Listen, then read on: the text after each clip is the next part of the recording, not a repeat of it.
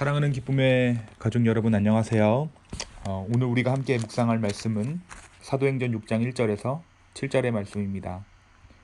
그때의 제자가 더 많아졌는데 헬라파 유대인들이 자기의 과부들이 매일 구제에 빠짐으로 히브리파 사람을 원망하니 12사도가 모든 제자를 불러 이르되 우리가 하나님의 말씀을 제쳐놓고 접대를 일삼는 것이 마땅하지 아니하니 형제들아 너희 가운데서 성령과 지혜가 충만하여 칭찬받는 사람 7을 택하라.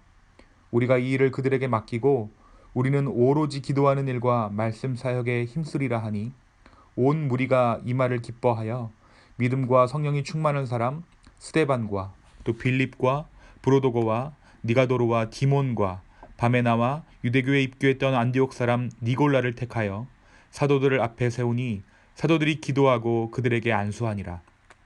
하나님의 말씀이 점점 왕성하여 예루살렘에 있는 제자의 수가 더 심히 많아지고 허다한 제사장의 무리도 이 도에 복종하니라. 오늘 말씀은 초대교회의 집사라는 직분이 주어지게 된 그 시작을 소개하고 있습니다. 당시 초대교회는 우리가 말씀을 읽어서 알고 있듯이 부흥을 거듭하였습니다. 제자들의 숫자들 역시 불어났다라고 6장 1절의 말씀이 기록하고 있죠. 당시 교회의 사역 중에 중요한 사역은 고아와 과부를 돌보는 일이었습니다. 그런데 이 구제 사역 가운데 분란이 생기게 됩니다. 그 분란은 바로 매일 있었던 구제에 헬라파 그리스도인들이 배제되는 것이었어요. 유대인 출신들의 크리스천들은 날마다의 구제 사역을 통해 일용할 양식을 얻고 그들이 쓸 것을 얻고 있는데 반해 헬라파 유대인들은 그럴 수 없어 굶고 헐벗어야 하는 일들이 발생한 것입니다. 이러한 분란은 금세 공동체 전체의 분란으로 커졌습니다. 당시 교회 안에는 두 개의 문화권이 있었는데 하나는 유대인 출신의 크리스천들, 이들은 아람어를 사용했습니다. 또 하나의 문화권은 이방 나라에서 온 유대인들이었어요. 그들은 오순절에 참가하기 위해서 예루살렘에 왔다가 그리스도를 새로 발견하고 그대로 머무른 사람들이었습니다. 그들은 몇 대를 팔레스타인에서 떠나 살아왔기 때문에 히브리어를 잊어버리고 헬라어를 사용하던 사람들이었어요. 결국 초대교회 안에서 다른 언어, 다른 문화를 가지고 있었던 이 둘은 섞이지 못했습니다. 그리고 구제사역의 불평등을 빌미로 교회가 쪼개지게 될 위기를 초래하게 된 것이죠. 부흥하던 교회에 위기가 닥친 것입니다. 교회가 분열된 위기에 처한 것이에요. 이러한 상황 가운데 사도들은 조직의 필요성을 느끼게 되죠. 하루에 3,000명, 5,000명씩 교인이 들어가는 초대교회의 부흥 가운데 이들을 정말 행정적으로 잘 관리할 만한 체계가 필요했던 것입니다. 그들은 말씀 사역에 전념하고 그리고 이들을 따로 케어할 만한 전문적인 지도자들이 필요하게 된 것이에요.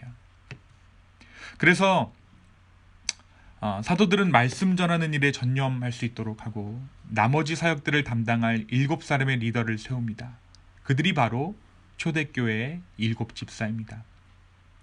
이 7집사 중에는 우리가 잘 알고 있는 최초의 순교자 스데반 집사도 포함되어 있었습니다. 오늘 이 말씀을 읽으면서 아무리 성령이 충만한 공동체라도 위기가 있을 수 있다라는 것을 우리가 발견합니다. 하나님의 명령을 거절한 아담의 후손의 흔적이 우리 가운데 남아있는 것이죠. 초대교회는 하나님의 축복 한가운데 있었습니다. 성령이 일하시는 그 현장 한복판에 있었습니다. 그러나 인간의 본성이란, 인간의 죄성이란 그것을 거스를 만한 죄성을 가지고 있었던 것이죠. 그래서 분열할 수밖에 없는 위기에 처합니다. 그러나 우리가 이 일을 통해서 볼 수 있는 또 한 가지는 하나님께서는 이러한 쪼개짐 가운데, 이러한 죄악 가운데 하나님의 공동체를 세우신다는 사실이에요. 이 일의 시작, 7집사가 세워지게 된 이 일의 시작은 분명 분열이고 쪼개짐이었지만 그 안에서 하나님은 7사람의 리더를 세우시고 그중 최초의 순교자를 예비하셨습니다. 사랑하는 여러분, 하나님은 사람의 분열을 통해서도 일하시는 분이십니다. 사람이 왜 분열합니까? 욕심 때문에 분열하죠. 하나님은 사람의 욕심을 통해서도 주님의 선하심을 드러내시는 분이십니다. 이 말을 바꿔하면 사람의 욕심이 하나님의 선하심을 감출 수 없다라는 거예요. 이것이 우리에게 축복입니다. 일곱 집사가 등장하게 된 그 이유는 욕심과 분열이었지만 하나님은 그들을 통해 일하셨습니다. 오늘 말씀을 묵상하면서 이런 생각을 해봤습니다. 우리가 살면서 동기의 순수함, 시작의 순수함, 혹은 출신의 순혈성들을 중요하게 생각하게 되는 것 같아요. 저 사람의 출신이 뭔지, 내가 어떤 과거를 살았는지. 그러나 그런 것들은 한낱 사람의 명분일 뿐입니다. 하나님은 어부와 세리를 제자 삼으시고 창녀와도 같은 이스라엘을 신부 삼으시는 하나님이십니다. 하나님은 죄인들을 통해 의인의 왕국을 만드시는 분이십니다. 아이들이 그림을 그리다 보면 조금만 잘못 그리면 어떻게 하나요? 새로운 종이를 달라고 해요. 약간만 마음에 들지 않아도 새 도화지를 달라고 합니다. 그리고 도화지를 주지 않으면, 새 종이를 주지 않으면 그림 그리기를 포기해버려요. 그런데 조금 아이들이 그림을 잘 그리게 되면 어떻게 되나요? 그 그림을 지우고 다시 그린다거나 그 그림을 보완해서 완전하게 새로운 그림을 만들어내곤 합니다. 우리도 하나님 앞에서 어린아이와 같이 새로운 도화지를 달라고 요구할 때가 있는 것 같아요. 그러나 하나님은 그 위에 다시 그리시는 분이세요. 처음 아담을 주인공으로 했던 그림이 망쳐버리자 예수님을 그 위에 그리셔서 걸작품을 만드시는 분, 그분이 하나님이십니다.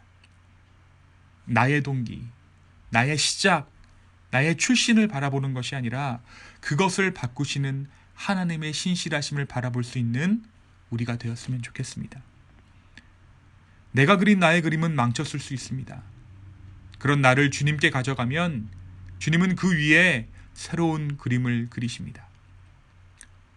그리고 내가 그렸던 그 그림의 완성보다 훨씬 더 훌륭한, 그 누구도 흉내낼 수 없는 걸작품을 나의 인생을 통해 만들어내시는 분이 바로 우리 주님이세요.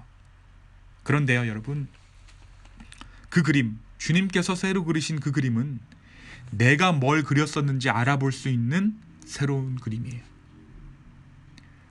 그 그림, 완성된 그림은 전혀 새로운 그림이지만, 이전과는 차원이 다른 새로운 그림이지만, 내가 어떠한 그림을 그렸었는지 우리는 알 수 있는 그 그림을 주님께서 그리신다는 거예요.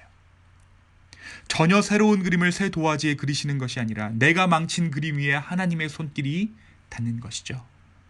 그리고 그 그림이 걸작이 됩니다. 7절의 말씀이 오늘 말씀을 더욱더 아름답게 하는 것 같아요.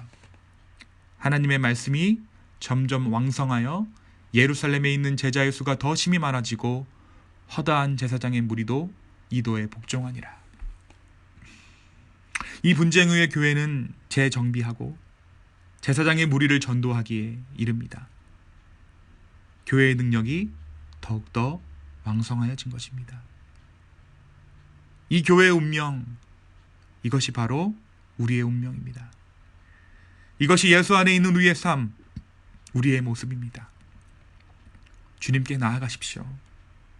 우리의 아픈 기억도 하나님의 온전한 계획으로 바꾸어 주실 것입니다. 우리가 주 안에 있음을 확인했을 때 우리의 지난 경험들 혹은 우리가 겪고 있는 이 아픔도 하나님의 크심 가운데 있구나 하는 것을 깨닫게 될 것이에요. 우리의 삶을 주님께 가져가십시오. 그리고 우리의 삶을 통해 걸작품을 이루어가고 계시는 주님을 바라볼 수 있는 저와 여러분의 이 하루가 되었으면 좋겠습니다. 제가 잠시 기도하겠습니다. 사랑의 주님, 주님의 손길을 우리가 바라봅니다. 내가 그린 나의 그림은 망쳐버렸지만 하나님께서는 그 위에 예수 그리스도를 그리시고 온전한 걸작품 삼아주심에 감사합니다. 주님, 우리의 삶은 주님께로 가져갑니다. 주님, 우리를 인도하여 주십시오. 우리를 통하여 하나님 나라를 이루어 주십시오. 우리를 통하여 다른 세상이 혹은 내가 상상할 수 없는 하나님의 걸작 만들어 주시옵소서. 주님 감사합니다. 예수님의 이름으로 기도하였습니다. 아멘.